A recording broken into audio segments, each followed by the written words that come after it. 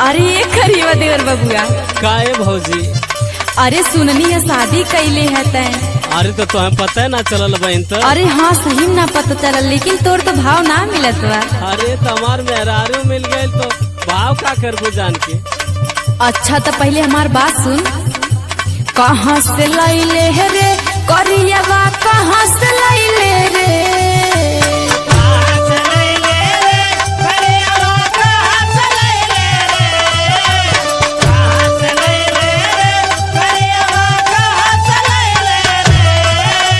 कहाँ से लैले रे करियावा, कहाँ से लैले रे?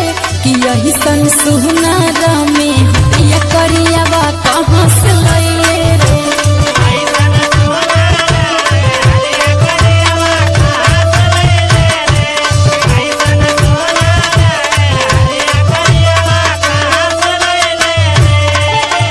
कहाँ से लैले रे करियावा, कहाँ से लैले रे? यही सन सुनार में ये करियावा कहाँ से लैले रे?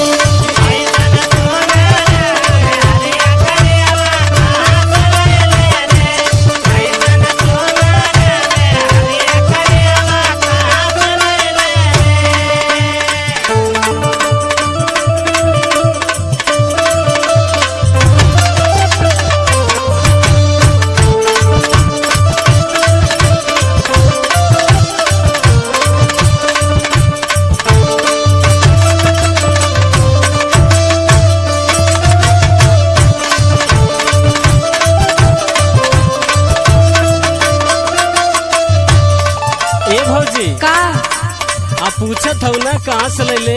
हाँ हाँ। हाँ तो बिया जब ना होत रहल तो तहु भाव ना देत रहलू। अरे यही तो तोर सकलिए बाटे। अब सकलिया का तो से खराब बा का? अरे न पढ़े वाला न लिखे वाला अंगूठा छाप। अरे तो एमे बीए पास है काहे घबरा? अरे वो तो जब से आये तब से देखते रहली है। हाँ यार हरिया इंटर कॉलेज। अच्छा ये होत रहा। हमार बात सुन। सुनावा। पढ़ल न बाटे लिखल न बाटे, बाटे एकदम गंवार रे।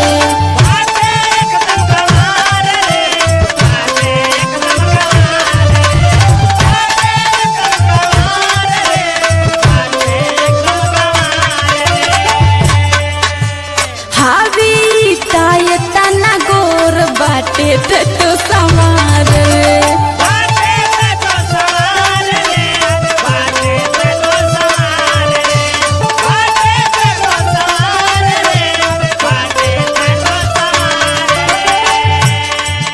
अच्छा ये बतावा होगा तू कैसे फुसलैला है?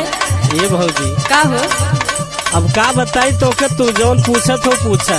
सुना सुनावा। कैसे फुसलैले रे करियावा, कैसे फुसलैले रे?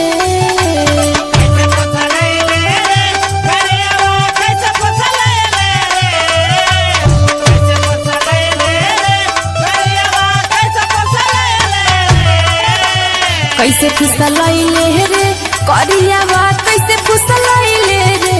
कि यही सन सुनार में हरिया करियावा कहाँ से लैले रे?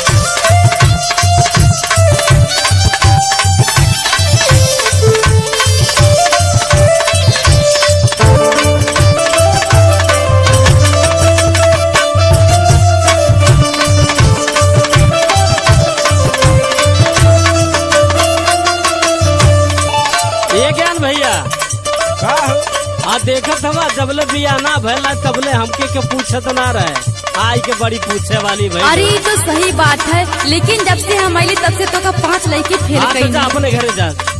अरे काहे अपने घरे जा यार, तो से पूछी ली ढंग से। अच्छा तो पूछा। हाँ तो सुनावा।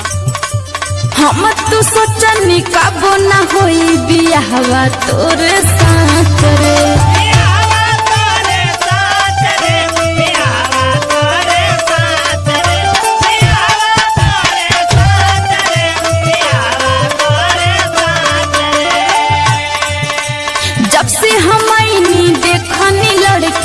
फेल कहीं तो के 5 रे।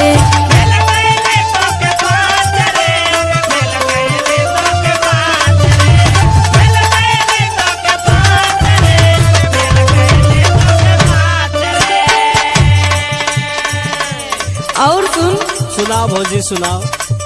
सबके भुलाइले रे करियावा सबके भुलाइले रे।